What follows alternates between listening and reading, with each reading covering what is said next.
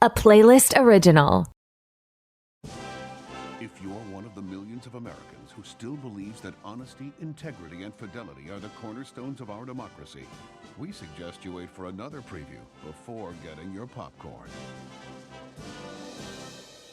In the nation's capital, a new leader has found a place in the halls of power. But her story began in the halls of high school. We'll move on now to the presidential race with 3 candidates running. The first is Tracy Flick.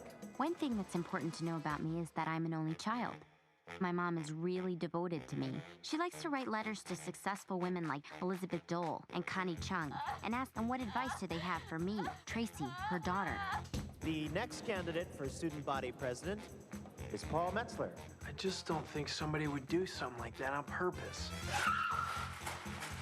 I think you did it. And if you want to keep questioning me like this, I won't continue without my attorney present.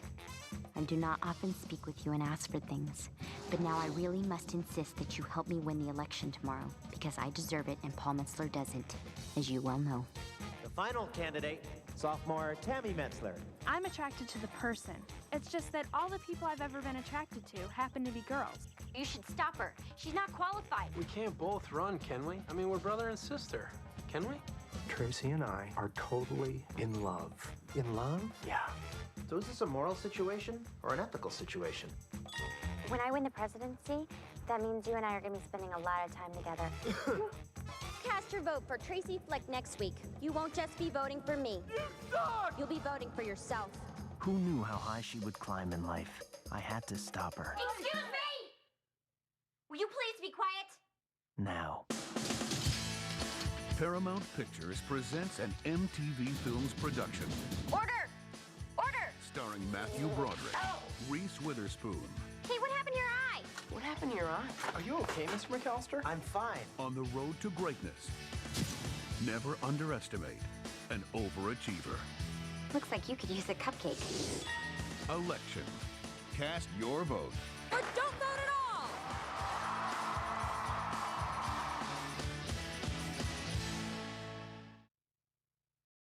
All right, hello everyone, and welcome to another episode of Back to the Blockbuster with your hosts Gaius and Jackson. Another anniversary episode, but not just any anniversary. Another one from the class of 1999. We're gonna always point out when there's one from 1999 because it was a big year for movies. Some people say one of the best years for movies, and this one being another highlight for a lot of people. We're talking Election from 1999, directed by Alexander Payne, from a screenplay that he wrote with Jim Taylor, based on Tom Paretto's 1988 novel of the same name, starring Reese Witherspoon and Matthew Broderick. You had never seen this movie before, Jackson. I think your Alexander Payne kind of was The Holdovers, right? Like, I mean, that was that was it. All I'd seen. I've heard of his other movies like Nebraska and Sideways, and I'm very much looking forward to watching those. But this was only the second movie I've seen by him in a pretty big span, 25 years in between those movies, or 23. So, it was great to see some earlier Alexander Payne. And I got to say, this guy can direct a movie. I think he's more known for he independently makes his movies, right? There's no studio interference usually. Yeah. I'm very impressed with the 2 movies I've seen by him. I really liked The Holdovers last year, and this was such a great watch. One of my favorites from the anniversaries that we've covered from 1999 this year. Really, I didn't really know what to expect going in, having only seen one Alexander Payne movie and it being like a high school set movie. I didn't even really realize that it was a satire or that it was a dark comedy, although I probably could have guessed. I didn't know for sure. Man, did it ever deliver on those fronts. And I got to say, it was very, very cleverly, devilishly written and went in ways I just wouldn't have expected. It was great seeing Matthew Broderick back in high school, this time on the other side of the aisle as a teacher instead of a student, as he very famously was in Ferris Bueller's Day Off, which I also saw recently for the first time last year and literally loved so much. It was like an instant favorite. But man, he is great, and he's awesome here. And I love the feud between him and Reese Witherspoon so much. I can't wait to watch this again. Like, this is a movie I'll definitely check out again in the future. Yeah. I think you asked when we covered Cruel Intentions, like, was this because that came out in 1989 as well. I Right. think you asked like, was this what took her off? She had been in stuff before, Cruel Intentions, and like she was in a movie called Freeway, and I think '96, and that was like an independent thing, and Pleasantville. But like Right. I think when she kind of took off as an actress to truly watch, it was with this movie.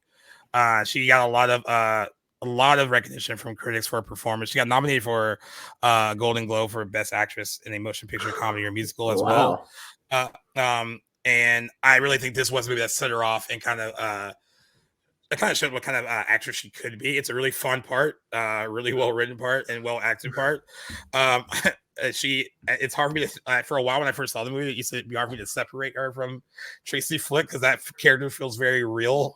Yeah, it does. And also, I knew a few people in high school that kind of had that personality who were very overeager and kind of took the whole like student body president stuff pretty seriously in high school. So I was like, it felt very spot on in that portrayal of it, at least, and even spot on to the other people who were like, having to run against her. Chris Klein's character reminds me of someone I went to high school with too. I don't want to say dumb. I think it was like I'm trying to figure out the best way to describe his character in the movie.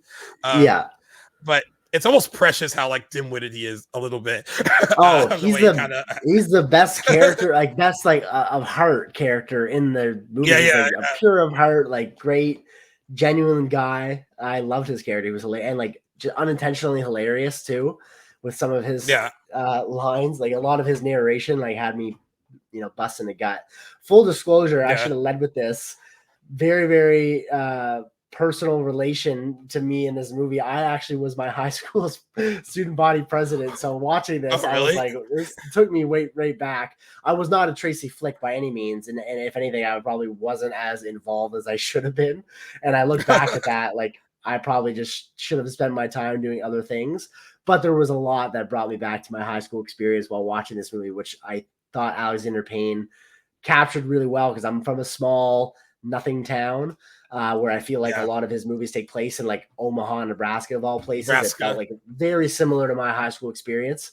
Different in ways, of course, but it felt more so than like Cruel Intentions did or what is that other movie we watched recently? Like Varsity Blues or 10 Things I Hate About You. Or 10 Things I Hate About You is what I was thinking of. Yeah, that felt nothing like my high school experience. This sort of did in ways it brought me back. So, yeah, it was. I was chuckling at myself a little bit while watching this movie. It was fun, for sure. Yeah, I was going to ask you if you had that at your school, and I'm glad you. Brought that sure up. Did. I was in student council all 4 years of my high school. Yeah.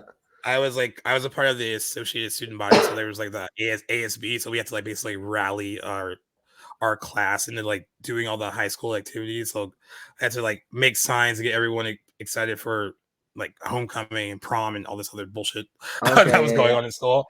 I only really did it because I had to feel like I needed like an extra elective, and I was like, all right, well that'll work.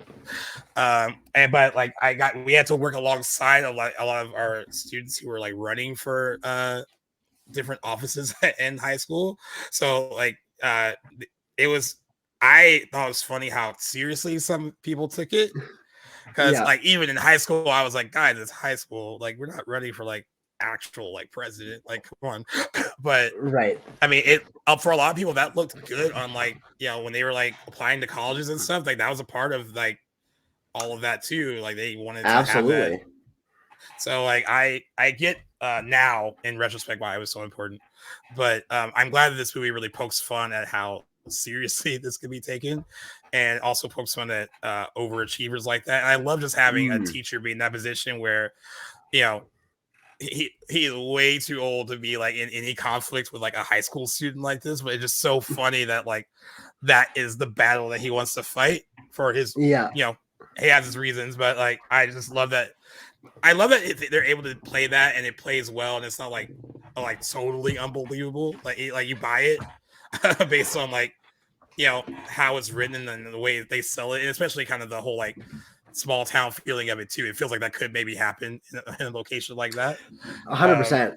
I'm noticing this trend with Alexander Payne and like just while watching videos of some of his other movies, and just how much he gets the human experience, at least for middle-aged men, it seems. I think, I don't know where that inspiration comes from, but he's so great at channeling that midlife crisis in some sort of characters. And what I really like about this movie is that it kind of evenly follows 4 different perspectives of the election, which was super clever.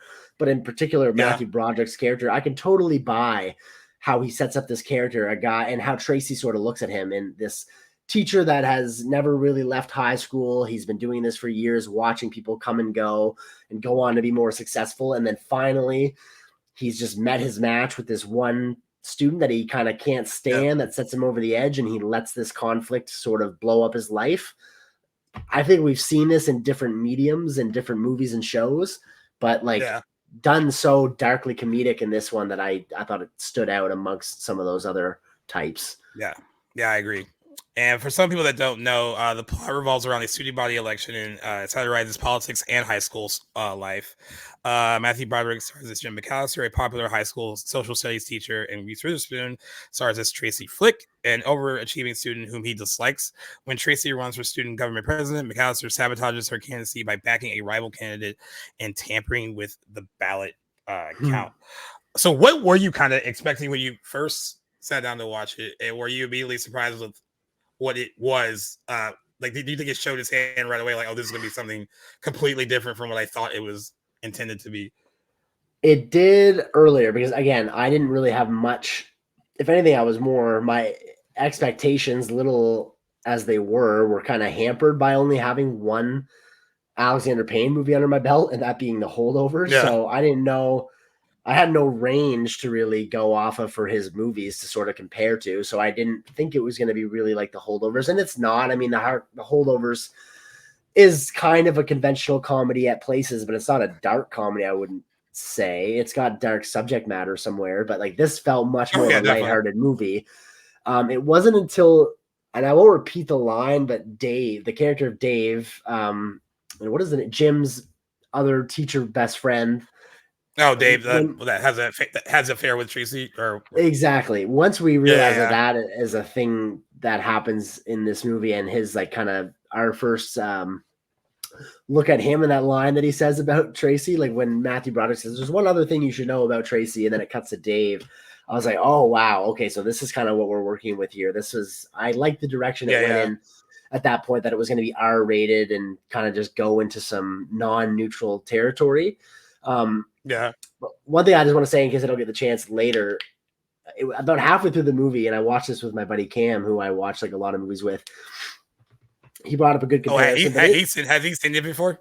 No, he'd not, and he likes Alexander Payne, so he had a blast with this movie too. We both really liked it, but it really, really reminded me thematically of another movie from this year that we just mentioned in our last episode, American Beauty. A lot, but I felt like it kind of was like a mashup between this and Mean Girls. I thought if those two movies had a love child, it would be Election, and I thought like it brought out the best of both of those movies while still being original. I thought there's a lot of comparisons to be made to American Beauty in this, but in a different sort of way. But I really quite liked it. Yeah, because this plays it plays a dark comedy. Actually, American Beauty is darkly funny too, but it definitely goes a more serious route by the end of the movie. More of a drama too than Election. More of a drama, yeah. But yeah, I love how darkly hilarious it is, and you get a sense of what the movie is right when there's the reveal about the affair between Dave and Tracy, and how that ruined his life, and like where like a lot of like McAllister's disdain from Tracy comes from, in addition to like other things probably too, but that's where a lot of it, because like a lot of people don't know these things about her per se, and she has this kind of like this shiny little reputation as like a really good student, and it almost like he makes it his sworn duty to like bring her down, which I think is just so funny, as this older man, like he was making it his like life mission to like completely ruin her and expose her, or as something that she's not. And I thought just for her not to get her way, he's like, this girl gets everything she wants, and she's such a go-getter, and she needs to get brought down. And he looks at it as his duty to do that, and not realize like how like strange that is and how backwards and wrong that is for an educator, someone who should be shaping a student's future, for him to want to do the opposite for a character who is doing so much for her future. I thought it was a great parallel too. You got to wonder. It's funny too. Like he goes so far as to his reaction to Dave admitting that he's having an affair with a high school student is completely appropriate. He's like, yeah, what you're doing is wrong. You need to address this. You can't be doing this. And yet he still holds a disdain for Tracy, even though he knows that his friend is in the wrong for doing this. I think that's kind of a funny hypocrisy in Matthew Broderick's character.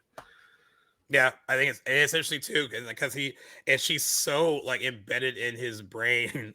There's that whole scene where he's having sex and he's like putting different ladies like faces over his like wife, I guess. And then like the one that really works and works for him is when he like puts Tracy's image, which is so funny because the voice that Reese Witherspoon adapts for this like is just so dead on. It's just very so good. And in that moment, because it's like surprisingly, I forgot how much sex is in the movie, or like sexual stuff is in the movie, but a lot of it is played for jokes, and so I think that's why it works. Like I'm not usually a fan of like sex scenes for the sake of having them if they are gratuitous. Neither am I. My least favorite part of movies usually.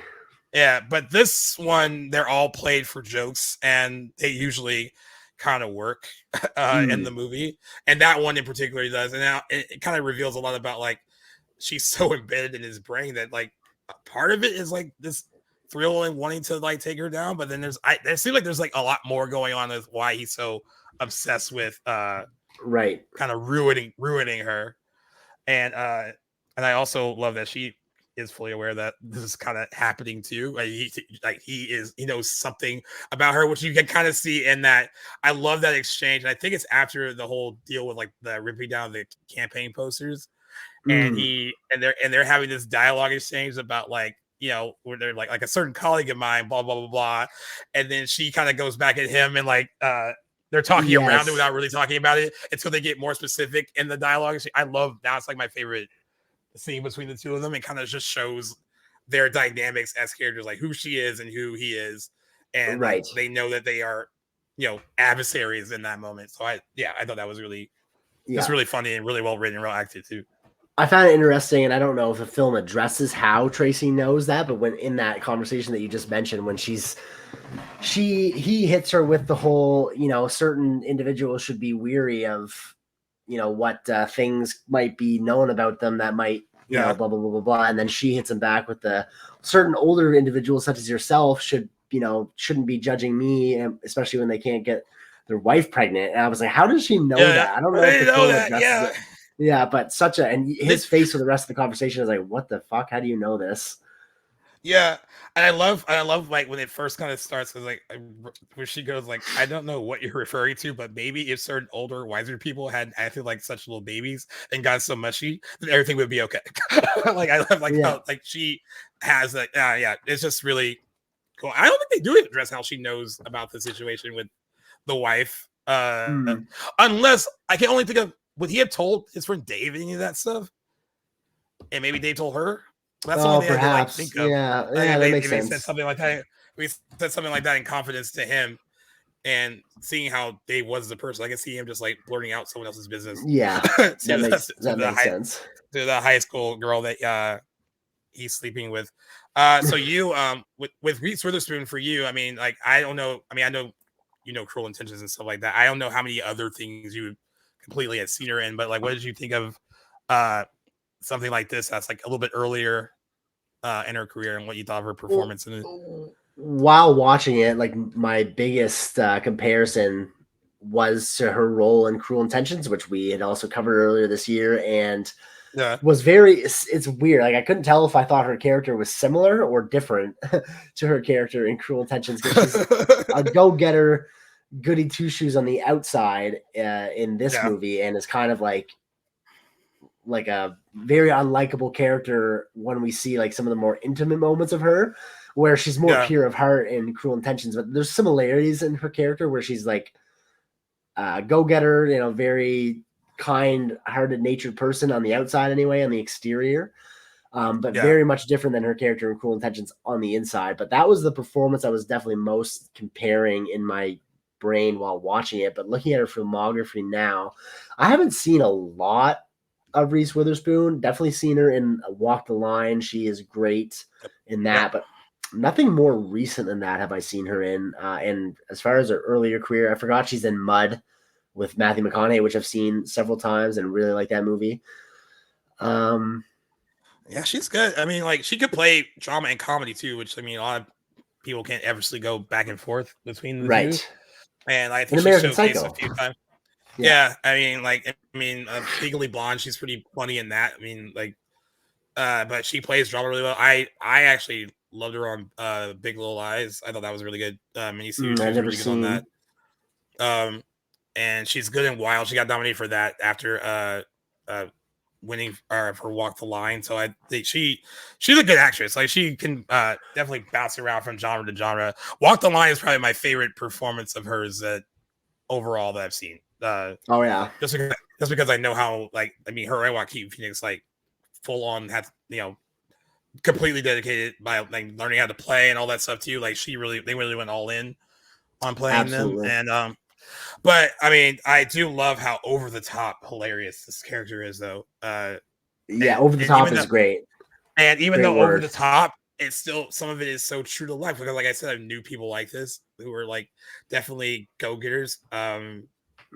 Like, this one girl in high school, Millie Simon, reminds me of her, like, to a T, like, almost the same voice, a little bit. Really? And, oh my God. And like, it just, like, she almost doesn't feel like a real person because, like, the way they kind of go about things. But, like, I don't know, man. Like, Reese Witherspoon, I don't know if she had to research this at all. But it's just, like, based on how the character described in the book, if she was like, okay, I know who this is, but she completely nails the character. Like, even it's in the moments where, like, either she's in scenes with people or, like, the scene where she's, like, praying to God about the election. Like, that's, like, one of my favorite moments. So that whole line of dialogue is so funny.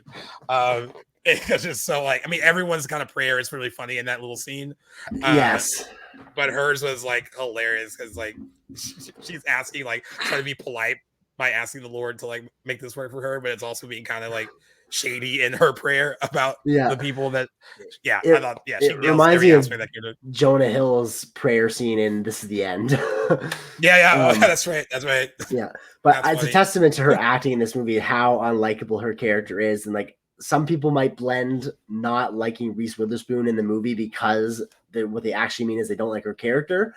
And a few years ago I might have said the same thing, but I think she really brings out the worst in this character because she's doing such a good job playing Tracy. Because she is just so unlikable from the get-go. Even regardless, before we even know what she's really like as a person, she's just comes across as so annoying. And I kind of side with Mr. McAllister on the outset. Obviously, what he ends up doing and how far he takes this feud is definitely deplorable, but, like, you can kind of see, like, why he feels this way in the first place, at least.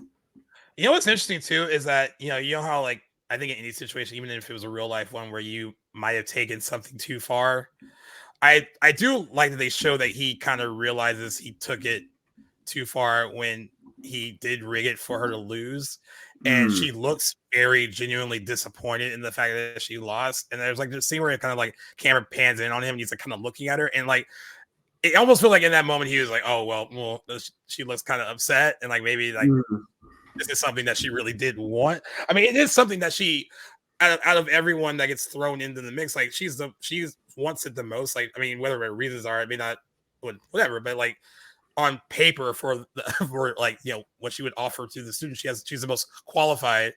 But, like I said, he wants to bring her down, like, a few notches by making sure she doesn't win. But it's like when he gets that, like, win over her, and, like, and she sits back down, which I love how she's so prepared to win too. Like, her narration is, like, to act surprised and, like, all this stuff. And then, like, and she goes to get up when they call his name, and then she has to, like, sit down, and she does look genuinely disappointed. And it seems like he sees that disappointment and isn't, like, gleeful about it. It's almost like oh, I went too far with it. And there's no undoing it. Yeah. But Also, Matthew Broderick is not always. He's kind of like not a great person either. He's a little bit deplorable in his own way. And Matthew Broderick always has played nice guys for the most part.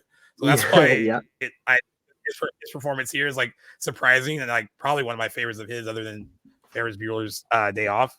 But what did you think of him in this part? Like, I mean, he's another one. Like, are you like familiar with a lot of his stuff, or like? I can name maybe 4 Matthew Broderick performances, and I've seen them all, but I don't know what else he's been up to, but this Lion King, Ferris Bueller, and like the Godzilla. I don't know why movie. I brain farted on the Lion King star. I was like, oh, he's the voice of Simba. My bad. Other than that, I have no idea what he's been up to, but I like everything that I've seen him in, and I think he's a great actor. This is definitely, I don't want to say that this is like, this role of his is completely against type, because he is a good person. We're just seeing him not be a good person at this time that the story's unfolding. And I think that like he has moments of being a good guy, but he's just at his wit's end and at this crisis in his life where we're seeing him make bad decisions. He's not like an outright villain, I wouldn't say. And him and Tracy both do very unlikable things. And they're sort of just like the yin to each other's yang, if you will. But I really liked Matthew Broderick in this movie. He's always a treat to watch. There's something about him that is just so funny. I don't know what it is. I forget my mom reminded me, because I was telling her that I watched this movie the other day on Mother's Day. And she brought up that he's been married to Sarah Jessica Parker for like 25 years. I always forget that. Yeah, I always forget it. And I always feel like it seems like such a highly unlikely relationship, because it's like very odd coupling. So like a part of me has never been able to separate Sarah Jessica Parker from, because I it's not like I watch Sex and the City consistently, but that's what I know her from the most. Yeah. And I'm like, so like my thing is always like, oh, they married each other. Like they don't seem like, but they've been together a while, like a very long time. But it seems very not what you would expect, I guess. No, not at all. They've been together a while. But yeah, he's very good here. I think like my favorite moments is like actually at the end or towards the end, where he's like talking about the one time he saw Tracy Flick after all that stuff happened, where he moved away. Now he's working at the museum, and then like he spots her getting into that limousine, and you can just tell like he's like in the voiceover, he's like talking about he's over it, and then he gets more angry. Clearly, he's not over how she found herself to be in a position to be getting into a limousine with this particular person. And then like when he just goes and throws that cup at the back of the car, and the look on his face of like shock of like, oh, I need to run away. Like I thought that's like my favorite moment of his, or one of my favorite moments of the movie. Like really well done too. For sure. I really like the ending. Yeah. It shows that he just hasn't like there's still this like conflict. And what's interesting is it had a different ending before. They said the film's original ending was received poorly by test audiences, and it was not shown until a rough work print of it was found in a box of VHS tapes at a yard sale in 2011. They said this ending also appears in the third draft of the script, which can be read online. It says it's faithful to the book. They said McAllister stays in Omaha and is hired as a used car salesman by one of his former students instead of moving to New York. Tracy encounters McAllister while looking to buy a car, and the two settle their differences before she has him sign her yearbook. So it seems like it's a more wholesome ending than kind of more the more ambiguous dark ending that we get in here. But like, I don't like that. I like the ending that Alexander Payne went with on this, just more true to the characters, I think, and how there's something. If it was anything like that ending feels more like a Hollywood, like they have to be, nice to each other in the end kind of thing. Like, all's fair and love and war, like kind of like stuff. Right. And like, and it felt like it would have been off-brand to end it that way and have her do that. I mean, I guess having him sign her yearbook makes sense for her to do that.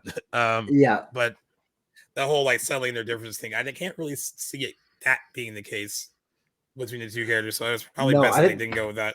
There's more than meets the eye with their feud, and something under the surface in both of their characters that I think they were destined to be enemies, and I don't see them reconciling at the end of the movie as being like the ending that would have, I don't think it would have done their characters any justice. I really like how it ends, as much as like, Mr. McAllister doesn't get like a very happy ending. He's convinced that he's happy. He's happy that he's made the most of the situation, and kind of envisions that she's, like he says in that voiceover narration at the end, that she's still going after her pathetic dreams and waking up at 5 a.m. to do the same thing, and kind of mirroring what her criticisms of him were at the beginning of the movie. And it's fine, like ignorance is bliss sort of thing. But like you said, then he sort of like in his own head starts to get a little bit angrier the more he's reflecting on what she's doing, which leads to him like throwing his milkshake at that car, which I think is just hilarious, that clearly he's still so worked up over this girl that kind of ruined his life, or he ruined his own life. But it would make sense that there's still this resentment over these years. I just love that it's such a weak throw too. Like it does make contact, with the way he throws it, it's just so kind of haphazardly. And then it happens, and when the car stops, his look of shock, like, oh shit, they're gonna do something. And he just not just runs off, he like scampers off. It's like a really funny run away from the car too. Like definitely, really good moment. I thought this interesting too, because I don't know much about Canadian politics, but I'm sure you hear a lot about what goes on here, and how where I think in 1999 a lot of the stuff that this makes fun of, even though it's making fun of a high school election, a lot of it can be played more for laughs or so funny in 1999, because politics was you could be a bit more amusing with it then. I think the way what we're living in now, I wonder if this movie works now, because like what we're kind of living in feels like it's not really real sometimes. It feels like it's its own twisted, dark, messed up comedy, and like the real life politics that we are enduring right now. And I just wonder if this movie would play well released today, or people would be like, no, like we're already kind of living this kind of weird thing where we have these like really offbeat, weird candidates that's supposed to be going for this and that. Yeah. I just wonder if it plays well today compared to back then, where you could have to make fun of this a bit more. I'd be curious. I think like if there was a modern or a more modern election like made for today, I think it would be a little bit more scandalous or a little bit more polarizing, because that's just kind of how politics are these days. But I think it works great. I guess I wasn't like going into this with any like comparisons in mind to like the politics of the United States at the end of the 90s. So going in, like rewatching in a few years, whenever I get around to watching election again, I'll probably do some homework on like what the state of affairs was in the States at the time, and see if it was going for more of a parody on that too. Because was 1999 an election year in the States? Do you know? I gotta look it up. I mean, I'm curious, but I'll have to look it up. I love the satire of the high school experience and the presidential election in this story, because it was so true and really well helmed. Yeah, the 1999 United States elections, which were held on Tuesday, November 2nd, were off-year elections in which just the members of Congress were standing for election. So, like, okay. So not a presidential election. Not a presidential election, no. But still something, man. Cause I think it'd be hard to make fun of this stuff now, because like we're living in one big joke as it is. Absolutely. Already. I know the book was inspired by two key events that said 1992 United States presidential election, in which Ross Perot entered as a third-party candidate, a move that's echoed by Timmy Metzler in the movie, and a 1992 incident at Memorial High School in Wisconsin, in which a pregnant student was elected homecoming queen, but staff announced a different winner and burned the ballots to cover it up. So that's what it inspired. Okay. Interesting. The actual book, yeah. Jeez. It's cynical. I also think it's cool that this movie came out in 1999 during a year where definitely high school movies were popular, as we've seen from the ones we covered. But this one got to kind of poke fun at that a little bit by not being a typical high school movie too. Not at all. And being a bit smarter than that. It reminded me in the sense, like, not that it's as dark, but it reminds me of like having how Heathers came out in the 89 and then this comes out in 99 at the kind of like it speaking on like for Heathers speaking on those movies that came out in the 80s that it was trying to be a little bit different from. And then with Election coming out in 99, even though it was released in the midst of like the teen movie boom but wanting to set itself apart from not being that. And that is a great, those kind of images a bit. Great comparison. Absolutely. Yeah. Where Heathers is sort of like the anti John Hughes movie. Yeah. Election is kind of like the anti like teen high school movie. Not really tied to one director, for instance, but very much feels like it's going for a subversion of like those popular teen movies of which several happened to come out the same year. I thought it was a great timing on Election's behalf because like I think I really liked Cruel Intentions, and I thought that movie set itself apart from the other 90s like teen and high school movies, but this did so even more for me, and I liked it even more, I gotta say. Yeah. And you mentioned that you liked the character Paul, played by Chris Klein, which this is kind of a big year for him too, because like in a couple months after this, he was in American Pie in July of that year, playing Oz. Yeah, I actually do. He's the funniest character outside. Well, Reese Witherspoon being the first for me. I thought that Paul has a lot of funny moments. Like I said, there is, like you said, it might be the heart of the movie. Yeah, I agree. I actually think his voiceover narrations are funnier than most of the other people's in the movie, because he means everything that he says like so earnestly. Like you can tell that it's like genuine, and it comes across in his delivery so well. But yeah, this was probably I actually saw this movie after I saw American Pie, so I did not. Yeah, I saw this later, but definitely a good start for Chris Klein. He was pretty solid in this. I think there's certain similarities in the way he plays Oz. Like even though Oz is like a jock in American Pie, like he is also like the other part of it is that he wants to do like choir and sing, and like so like there's that part of that character that is a bit more earnest in a similar fashion to Paul, but Paul just isn't as self-aware. Right. No, he has no situational awareness, and like you said, just means everything that he says so earnestly, and it comes across as unintentionally hilarious. Especially how he's so oblivious to what Tammy's conflict is with him, and like why she's running in the first place out of spite. I think that's hilarious. As so much goes over his head. His narration, like his version of the prayer scene, had me like audibly laugh out loud. I thought that part was hilarious. Yeah, that seems great.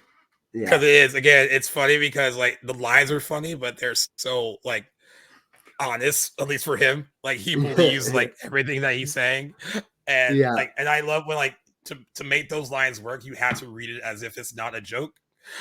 And I think that's like the direction that he went with that. Like he has to read it like this is Paul believes this wholeheartedly. I think it's the same thing with all the characters though too. Like everything that Tracy says and does, like feel like she believes them, like as a matter of factly as she is thinking it, and very much so. And I think that's why most of the stuff really works for all the characters involved. Even they may not all be right, but like they have convictions about why they are doing the things they're doing and what they believe in. And pretty cool story.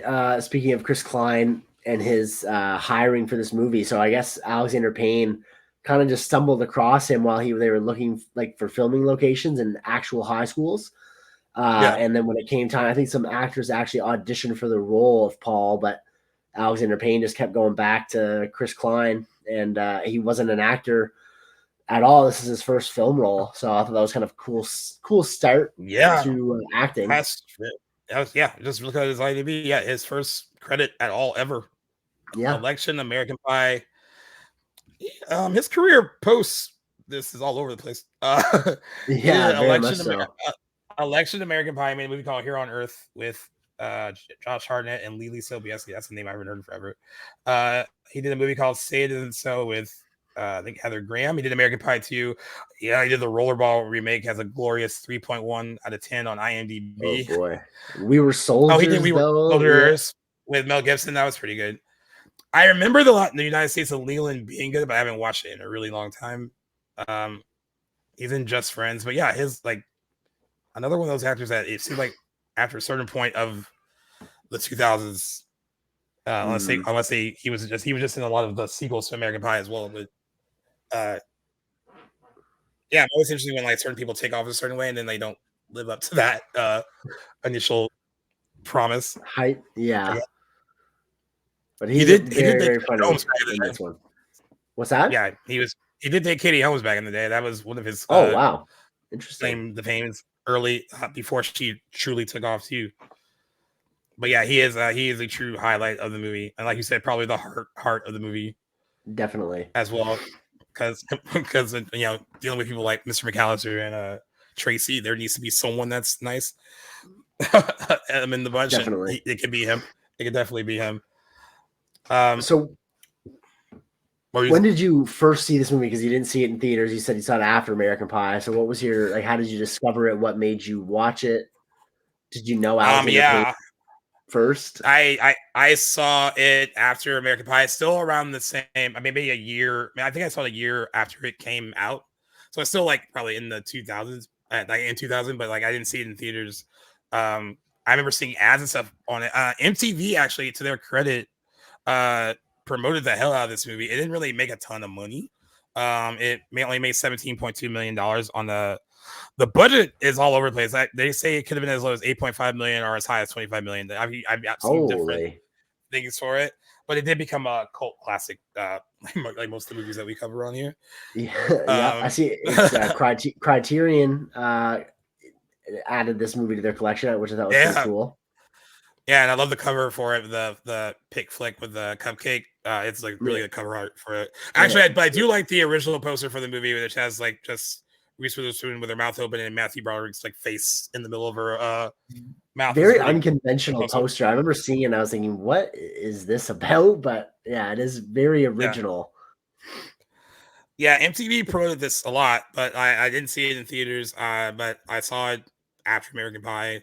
Actually, a friend actually recommended it and I watched it with him and he loved it and I really liked it. And I actually have liked most of Alexander Payne's movies, with the exception of, I think, Downsizing. I'm trying to think of anything else that I didn't really like love. Whoa. Did he do Downsizing or did he write it? Yeah, he directed it. I forgot that was him. I have seen Downsizing. Yeah, he directed never it. Would have realized that was him. I'm not a fan of Sideways either. That came out in 2004. Maybe it's something I can revisit because it has an anniversary coming up. Is that Paul Giamatti and it's about people who love wine. I mean, that's not like the main, but it's a lot of that stuff going on in the movie. A lot of people love it. I just never really thought it was that great, but maybe it's something that we can revisit. It turns 20 this year. It got nominated for Best Adapted Screenplay, the Academy Awards. So it was nominated for Best Picture. And Paul Giamatti was lead actor nom, right? Is that the one that he lost to? No, he actually didn't get nominated for it. He was a snub. He got nominated for Best Picture, Best Director, Best Supporting Actor for Thomas Hayden Church, and Best Supporting Actress for Virginia Madsen. And it won Best Adapted Screenplay that year. But yeah, a lot of people love it. Maybe just something I need to watch again. But for the most part, I like it. I like his writing style a lot for the most part. Yeah, me too. That's where I think he excels. I would love to cover Sideways because like I'm all about Alexander Payne right now. After watching this, I would watch anything. But I have seen the clip from Sideways of Paul Giamatti like dumping that big vat of wine onto his face and drinking it. Yeah. Wow, I didn't realize he was married to Sandra Oh at one point too. Sorry, just picking up random stuff. She was on Grey's Anatomy. And she was in Sideways. Oh no, in real life too. Sandra Oh, that's Alexander Payne. They were together when they made the movie, and they divorced soon after the movie came out. Oh, okay. What does that say? Did not realize that. There's also been like some things said about Alexander Payne, like kind of problematic stuff that he's been able to kind of avoid. Really?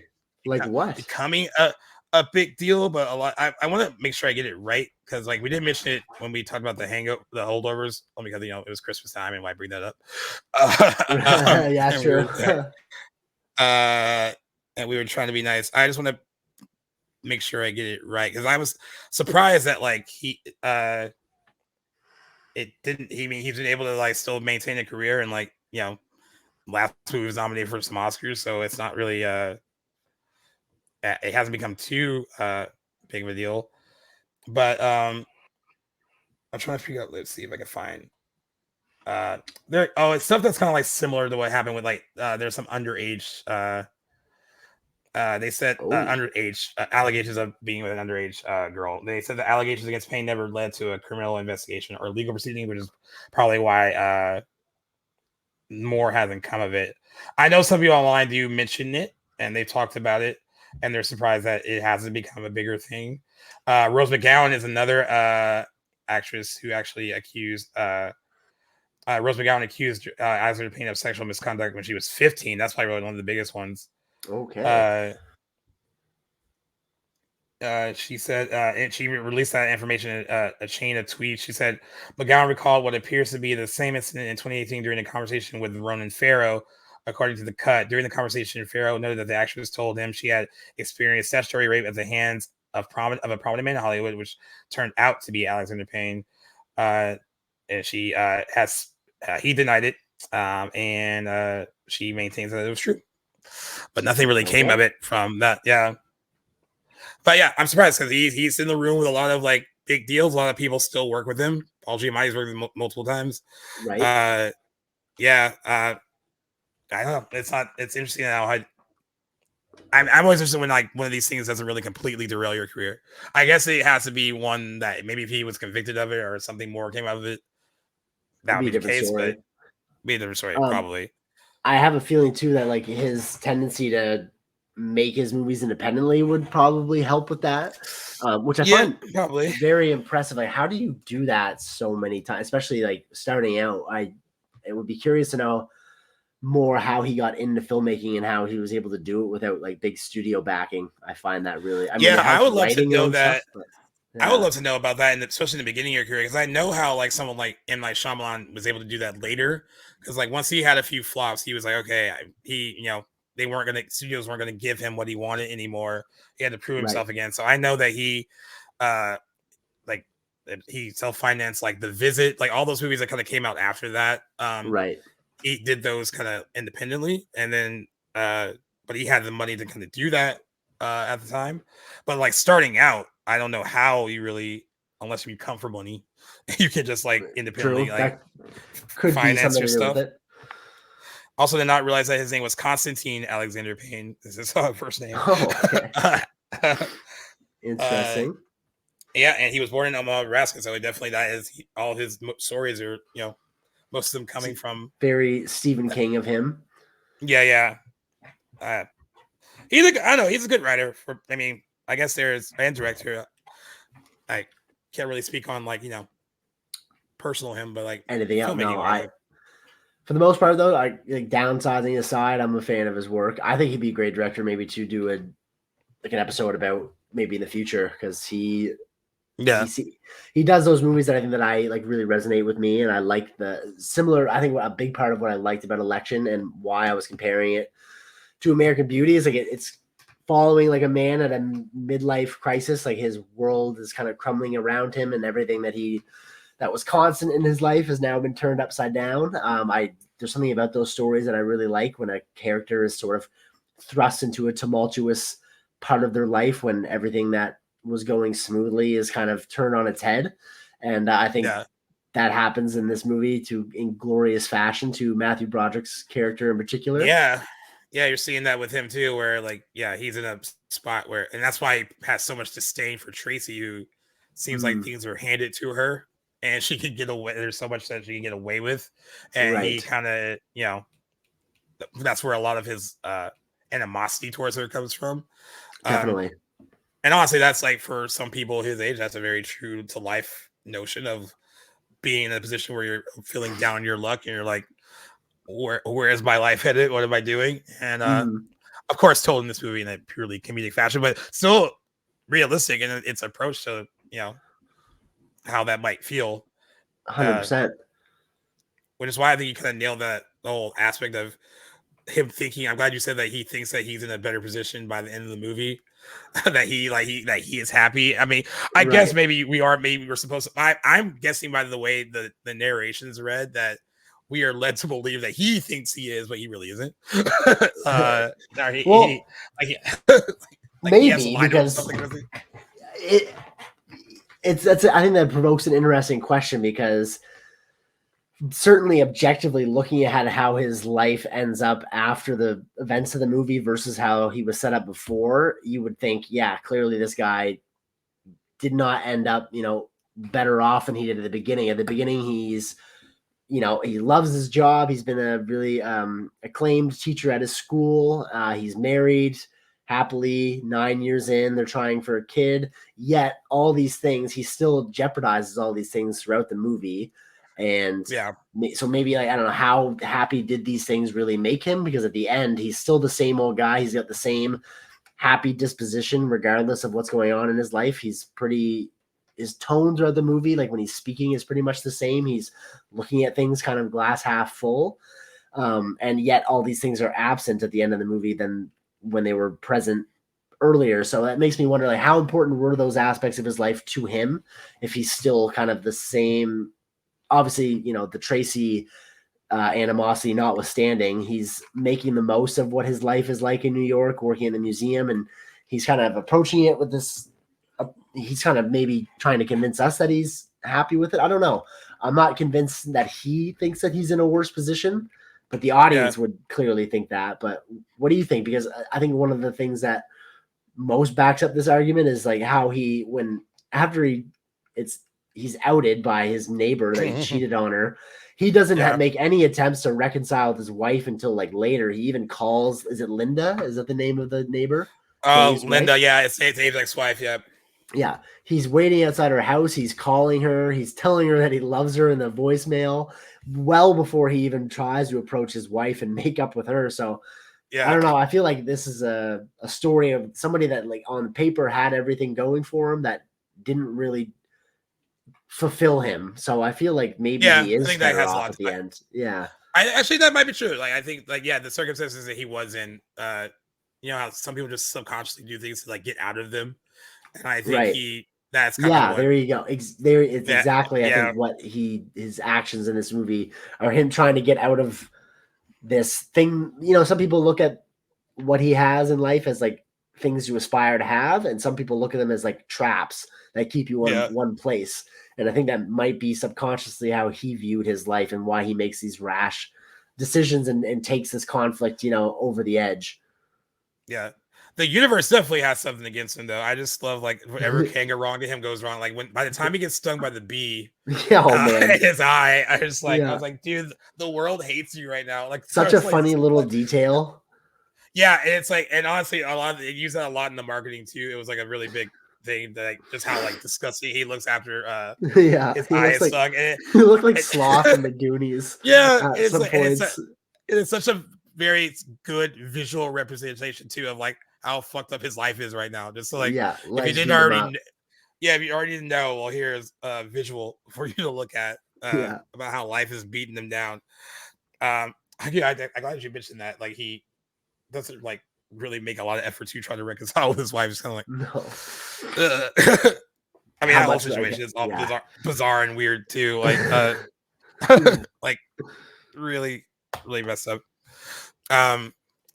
As far as like him having to out himself as the one that rigged the ballot or whatever, were you expecting that to be a bigger moment than what it was, or because it kind of just happens where we kind of get a sense of what's going to happen or what he's going to do, and then we get we see what happens after that with the whole like stuff in the paper and everything. Even though he does get the kind of notoriety that it seems like he wants that notoriety too, like maybe not that way. But he kind of mentioned how like everyone knew who he was after that, and like everyone was talking about it. It almost seems like slightly proud a little bit. True, sort of a be careful what you wish for scenario. I didn't think necessarily that like the outing of him like messing with the election was going to be a bigger moment. I definitely saw it coming in the half-ass way that he kind of crumples up the ballots and just leaves them right there. He makes no effort to really conceal this deed, which also kind of seems to me as like him begging to be caught for it too, like to just to have it all be over. And I love the small little detail that pays off at the end of the film is how it's the janitor, presumably, that outs him as the one that tampered with the election, because we see him in the office when he's called in to explain himself.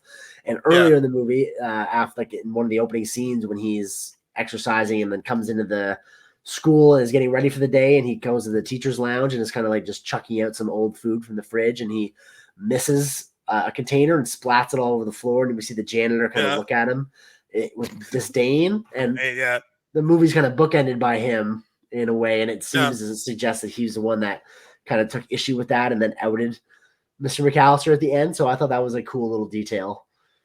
Yeah, I thought that was really cool actually too. I love when that one student is trying to like explain why something seems off with like how things turned out, and then Yeah. Matthew Broderick was just trying to explain to him like, well, no, like they're just going back and forth about like People make like mistakes. people make Yeah. mistakes, like trying to get him just to like kind of shut it down. Yeah, like just really smart, like funny dialogue. Too, yeah, and when that kid then spits on his car later, like after the whole event, just kind of showing like how people still think about him. I thought that was a really funny moment too. It's like that kid took it to heart. Yeah. And I love when he walks in the office, like, because Tracy's such a not the greatest character either, but her face of like sad disappointment when she turns around and looks at him too, like in the group of people that are in the room, like kind of like almost like that look of like, I can't believe you did this, like kind of thing.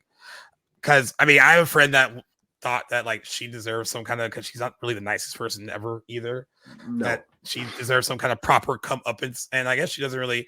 I guess She the proper doesn't I guess if there is any, it's very small, is that when she went to college, she thought that she's going to be surrounded by a bunch of people like her. And I just love, and that one scene, you get a taste of that where they're being all loud outside of her like dorm room, and she just comes out with like rollers in her hair and is like tells them all to like shut up. Yeah, and screams. Yeah. I think that is the only come up is that she probably really thought, and I wonder if you feel that way when you do come from a small town, you end up going to college and you leave and you're like, oh, maybe I'll be surrounded with a bunch of like forward thinkers, like people who are like me. And then you get there and like, that's not always the case, especially depending on what school you go to. You're not going to be surrounded by who you feel are your contemporaries in that sense. Right. So I guess that is the only kind of come up is that she gets, is that, you know, college life for her maybe wasn't exactly what she thought it was going to be. But yeah, that's something else that really happens to her, really. No, and even then, like university or college to that character is sort of just a stepping stone to what the bigger aspirations that she had later in life, which seemed to work out. She's like a congressional aide or something like that by the time. By the time Mr. McAllister sees her later after everything's all said and done. So obviously social settings weren't really where she excelled and making friends and whatnot. So I think that was still like, maybe like it's something that didn't work out in her favor, but in the end, I think she gets to where she was going. Her pathetic little dreams, as Matthew Broderick puts it, have sort of come true, and she's made the most of her situation.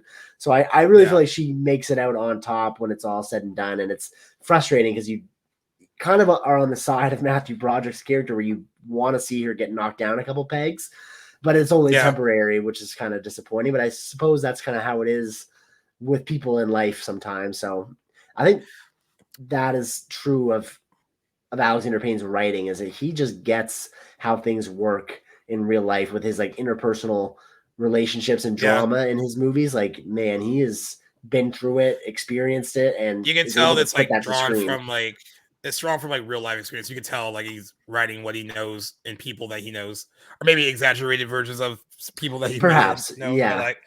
But like it feels very like on the nose. Like this feels real, not just characters or situations that he's necessarily made up. Even though this is based on a book, I think he probably could have taken things that he knew and kind of interpreted that and made it his own in his own way. Like, and you do see that in a lot of his writing. So we even saw that when we were talking about the holdovers. Like that, I think there's so many people that those three characters feel so like lived in. They don't really feel like actors playing parts. They feel very real. Yeah. And so like, and I even get that. So then that is a more like honest, realistic portrayal of like who those kind of people are. And then this is a very like kind of over the top satirical version of that, but still coming from like a pretty real place as well. But yeah. I'm trying to think of like, she gets out of every single situation. And the campaign posters, Tammy takes the fall for that. So she doesn't get caught up in that. The one little moment of sadness, she loses the election. And then, they end up finding out that she didn't. So very short-lived. Yeah. All of it's very short-lived. I love when Tammy takes the fall and like Reese Witherspoon like yelling at her, like pointing at her, knowing full well that she's the one that did it by like kind of doubling down on the whole like lie of it. That scene, while it made me laugh, also made me be like, man, I hate this character so much. I just want her to fall or fail by the end anyway. But no, Reese Witherspoon did a great job of making a character so unlikable. Yeah, I mean, she steals all her scenes for sure. I mean, it is an unlikable character, but I mean, but she plays it so well that it's hard not to like at least love her in the part. Yeah, exactly. I never found myself rooting for her by any means. Not at all. Not at all. But it's funny and she really nails it, and it's kind of easy to see why I think why it became her signature role. Until of course she did other bigger things after this, but I think it definitely put her in another league. So this was kind of like an indie kind of film too, and like she get that kind of cred from that. And she had done a mix of like studio films and did something like this, and I think a lot of people took her more seriously after Election. I would think, even though people love Cruel Intentions, if they had to, for her personally, if they had to, say what 1999 movie she benefited from the most, it would be this Election for sure. She just has more to do here. Yeah. But to her credit though, I love this about every actress. She shouts out like anniversary wise. She did it for this one. She talks about this one on its anniversary because it happened on May 7th. She did it for Legally Blonde whenever that happened. She did it for Cruel Intentions as well. She at least she doesn't look down on like or back at some of her roles and go like, oh, I wish I hadn't done that, or like whatever. Like, right. Chris Hemsworth was talking about that today when he didn't mention who it was, but he said, there's certain actors who have done MCU movies and then they don't really do all that well. And then after they don't do well, they talk smack about them. And it's just like, like it didn't work, but you don't have to like talk badly about the film. And he said that when he used to do soap operas in Australia, he said all the younger people who like got out of them would talk shit about them. And he was like, well, no, it's like, it's your humble beginnings. Like you don't talk about where like you wouldn't have a career without the start, basically. Exactly. Like, glorious or not. So don't try to speak too poorly on it if you don't have to. Whatsoever. So this makes you want to, I'm pretty sure, explore other Alexander Payne movies. Oh, big time for sure. Yeah, they all. I kind of got a glimpse of a few of his other movies, like after watching Election and like kind of just watching some videos, and they kind of compared Election to some of his other works and just common themes throughout. And like The Descendants, this is his one with George Clooney, I think. Right? Yeah. That really piqued my interest. And About Schmidt too with Jack Nicholson. That's a really good movie. Yeah, and then Nebraska with Bruce Dern, I really want to watch too. Yeah, he's a good writer, man. He's like you said, he writes honestly, and that's the best thing I think about him. And like we said, this opened on May 7th, 1999, 25 years ago. It holds a 92% fresh rating on Rotten Tomatoes. It did receive a B- cinema score from opening day audiences, but they probably parts of the marketing when it came out marketed the teen movie angle, high school movie angle more than the political satire angle of it, or like just the dark humor of it. I think that was probably a mistake because if you were to the target audience, it was maybe was intending on seeing it because of that. That's not the movie they weren't getting. Not that I love 10 Things I Hate About You, but they weren't getting that. No, it doesn't seem like a teen movie. When it's all said and done. It was definitely marketed that way, though, which, I mean, if you don't really know how to market what you got, you probably go with that. That was probably the best angle for them to do it. But yeah, Roger Ebert gave the movie 3.5 out of 4 stars, and he praised Witherspoon and Payne, saying, "Here is a movie that is not simply about an obnoxious student, but also about an imperfect teacher, a lockstep administration, and a student body that is mostly just marking time until it can go out into the world and occupy valuable space." And Variety said it branches the sort of intelligent wit, bracing nastiness, and that will make it more appealing to discerning adults than to the teens who just want to have fun. And then the Washington Post called it the satire of the season and a hilarious, razor-sharp indictment of the American dream. And also, Barack Obama called it his favorite political film, according to Alexander Payne. I saw that too. That's awesome. Which of all the political films out there, that's really interesting and amazing. All that aside, too, Barack Obama has a great taste in film. Like he does every year, right? Breaks down his favorite books and movies of the year, and he's got some pretty good taste. I love that he said that about Election. Yeah. Election is ranked number 61 on Bravo's 100 funniest movies, number 389 on Empire's 500 greatest movies of all time, and number 9 on Entertainment Weekly's list of the 50 best high school movies. while Witherspoon's performance was ranked at number 45 on the list of the 100 greatest film performances of all time by Premiere Magazine. Okay, got a girl. And she actually was nominated for a lot of kind of precursor awards. Like a Golden Globe, Independent Spirit Award, Los Angeles Film Critics. She was also nominated there. National Society of Film Critics also gave her a nod too. She actually won from them. I think 1990 year was a really big year. I think in a very lesser year, she probably could have snuck in an Oscar nomination, possibly. Yeah. For this, kind of rare sometimes with comedic performances, but I think she could have had a shot if 1990 year wasn't such a huge year for other.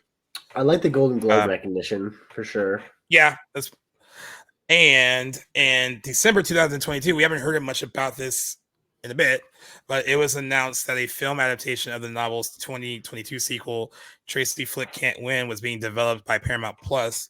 Witherspoon was slated to reprise her role as Tracy Flick and co-produce under her Hello Sunshine banner, while Payne would return to direct and co-write with Jim Taylor. A year later, when promoting The Holdovers, Payne reiterated interest in the project, but would like to pursue other projects first. He said that he wants to make a loose adaptation of the novel with Taylor that included Broderick's Jim McAllister's character, as well as divert from the high school setting of the novel, attributing to his aversiveness to making another high school movie, saying, "I did Election, I did Holdovers, there are bits and pieces of it in Sideways, and a pilot I did, so I'm a little over it. So Jim and I are talking right now about how can we adapt that novel faithfully but loosely and put our own voice into it. We'll get there. We're not quite there, but we'll get there eventually." Okay, neat. I actually wouldn't mind seeing Tracy Flick in an adult space, and not high school seating. I would like. I could see that, like, where she's the only character from Election that kind of makes it into that spinoff or sequel. Yeah. Maybe a cameo or something from another character, but like, I think she's kind of the bread and butter of like this story going forward. Yeah, I agree. Yeah. I mean, it'd be fun to have the cameo from Matthew Broderick, but you don't need him like exactly. fully Yeah. Although I'd like to see Matthew Broderick in more stuff, but yeah. Hey, someone pull Chris Klein from somewhere too. Let him do something funny. Yeah, I don't know. He hasn't done anything in a bit. So scoring it. Where are you thinking of landing this one? Same. I know we just covered Troy also today, so that episode, I'm not sure which one is coming out first, but these are two anniversary episodes that we had done back to back, and honestly, I think I gave them the same score. Liked them very much for different reasons, but like them a lot. So as far as our Letterboxd rating goes with the 5 stars, I believe mine will have that 4-star right beside it. There was nothing I didn't like about this movie. It was fantastic. Maybe just like because it's like a relatively small, it's not grandiose, so it's what I usually reserve my 5 stars for. It was, I liked it a lot more than I thought I would coming out of it. Not having any expectations and not having anything ruined for me was a great help with this watch. And anytime I'm willing to or excited to watch a movie again after seeing it for the first time is a sign that it was enjoyable. So great all around. Yeah, nothing that I didn't like about it. I would recommend it to anybody that's looking for an unconventional high school movie. And I love a good satire. So this, I think, really nailed it in all aspects as far as I'm concerned. I know this was your pick too, so you must very much like this movie. Before you rate it though, when was the last time that you had seen it? Oh man, at least probably like 10 years ago. It's been a bit since I popped it in, and I'm kind of like I need to get the Criterion Collection copy of it. I don't own that. I think that's something I should have in the collection for sure. Yeah, it had been a bit, but I've always really liked it since I first saw it. I think it's really just smart and completely funny, and the performances are spot on. And I love how like this kind of small town little high school election can kind of poke fun at like really real world political things as well. Even though it is like this kind of small town story, the jokes and everything in it, like it resonates on a bigger level than that. Absolutely. I think that's why it works so well. I would 4.5 it for myself. Nice. I just really love the script and I love the performances, and I'm a big fan of satire and dark comedies as well. Yeah, especially when they're done really well, and this is one that is really, really done well. You know, we were talking about it over the weekend with my friends because we were talking about just stuff like Tropic Thunder, like could you make that today, and like that kind of stuff. And most of my friends were saying like you don't think a lot of these movies could work really well today because people are too afraid of offending people with comedy and all that, especially dark comedy. And even though satire is clear that like satire is poking fun at not like if it's making like Tropic Thunder making fun of an actor adopting blackface to play a role, it's not making fun of blackface, it's making fun of actors who take their roles too seriously and would do something like that to get recognition. So like some people miss the satire in a lot of these movies, and I don't think a lot of them would really resonate as well today. So that's why at least I'm glad we had the 1999 stuff that kind of came out and wasn't afraid to do some of that. At least that's right. They were able to do it a bit. I did want to say just to piggyback something off you said you went in blind. I get asked a lot from my friends or other people that listen to the show if you're ever tempted to look up trailers for the movies you haven't seen that we do anniversaries for, or look up anything about them at all, or do you prefer to go in blind? Because some of the people said if they were on the show that it would be hard for them not to at least watch a preview of the movie to just kind of see what they we're getting into, but like you go in blind pretty much most of the time, right? Yeah, I never, as far as trailer watching, never even crosses my mind to do, honestly. I will almost always, I can't even think of any movies where I never IMDb'd it at least. So I'm always looking at the general premise and looking at scores, not reading any reviews really. For the movies that I've never seen before anyway, because I don't want spoilers and I don't want to really, I find a lot more times I'm enjoying movies more when I'm not going in with expectations, which is hard about new releases that I kind of come out sometimes feeling underwhelmed at because I've had months, sometimes in some cases years of anticipation for some movies as we're following, different details as, people are cast and first shots and trailers are released. And then you go in with all that hype and anticipation and it doesn't always pay off. So I try to avoid that wherever possible when it comes to like first time watches like for the show. So it never even crosses my mind to watch trailers. I will always do a preliminary glance on the IMDb page though, for sure. See what's up most times. That's the one thing I think I'm like, I want to say jealous of when it's like stuff that you haven't seen. Like if I could go back and be like, oh, I wish I could watch that for like the first time again. And you're usually in that position when it comes at least when it comes to stuff like during this era that you're like, I've never seen it before, first time watch. Exactly. And for the and honestly, I think we've gotten better, at least with the 1999 stuff as we've gone along so far with the 1999 anniversary. Scores are improving, going up. I mean, I know it was like there was some like it's not like you hated Varsity Blues, but it's a little bit more lukewarm in the beginning to like in January when we started to like where we are now with like the 1999 stuff. And I think it's going to get more interesting with the more like prestige 1999 stuff that get that like released later in the year, like the American Beauties, and I would even talk. I mean, even something like even something like Fight Club too. Like I haven't watched that in forever, and that'll be definitely a fun one to revisit from 1999. So I love that we get to exposure to these kind of things. I'm super happy with it too, and we're only 5 months into the year and still have a lot of anniversaries left to cover too. I'm really excited to see. I don't even really know farther than we have on our document what there is for anniversaries. So I'm really excited, but no doubt lots more to come. And there's been a lot of great years, a lot of great films put out over the years for us to cover. So I'm looking forward.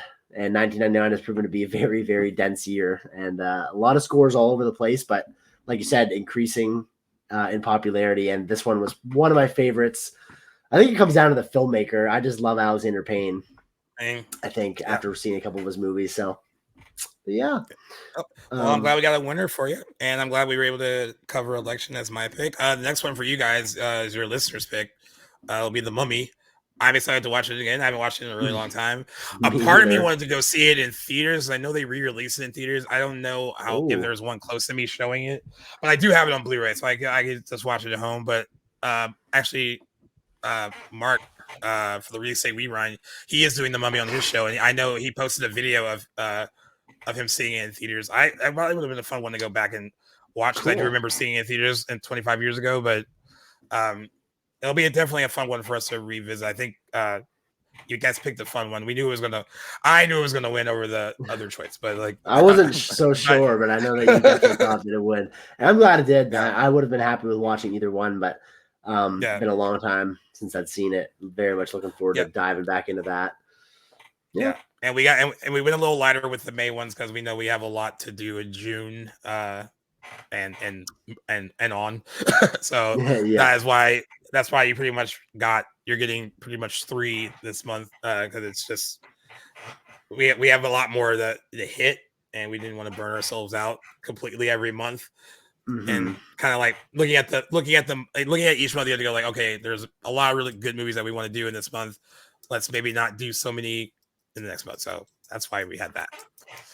Totally. But yeah. All right, man. Wrap us on up. Yeah, without any further ado, like you said, this is Gaius's pick for the month of May. Very happy that we ended up going with Election. It was fantastic watch. For those of you listening that are a fan of the movie, hope you guys enjoyed our conversation about it. Great first time watch. And as he mentioned too, look forward later this month. Our last anniversary for the month of May will be 1999's The Mummy. So stay tuned to our socials. And anywhere you guys get your podcasts for the release of that episode. You can also check out our episode on Troy, which we covered in the month of May too, for its 20th anniversary. Just wrapped that up today as well. A lot of great movies to look forward to coming out over the summer. And we'll have another news episode coming out too to encapsulate the last couple of weeks of industry news. So lots of content coming at you guys. And we also got a very special planned episode, which I'll keep under wraps for a bit. We'll tease it a little bit as it gets closer. But something new for the channel coming at you guys later in the month of May. So stay tuned. And thanks again, guys, for listening. This has been episode 173. We're approaching that episode 200 milestone. And we'll have some more updates for you guys on what to expect for that milestone too. So thank you guys again for supporting us and for coming back to listen week after week. And if you guys are new to the show, and you like what you hear, make sure you guys give us a follow anywhere you guys get your podcasts and on social media. You can find us at the handle at Back to the Blockbuster. And we're also on YouTube. For those of you that kind of experiment where you listen to us, by all means, go give us a listen on Playlist Studio app. Whether you have an iOS device or a Samsung device, you guys can find it at your respective app store. So give us a listen on Playlist. They're our network. They take care of us, and we're very appreciative to them. And I think that's it, guys. Been a blast chatting Election. Gaius, another great episode down the hatch. Thanks a lot for having me on, and we'll see you on the next one. As always, peace.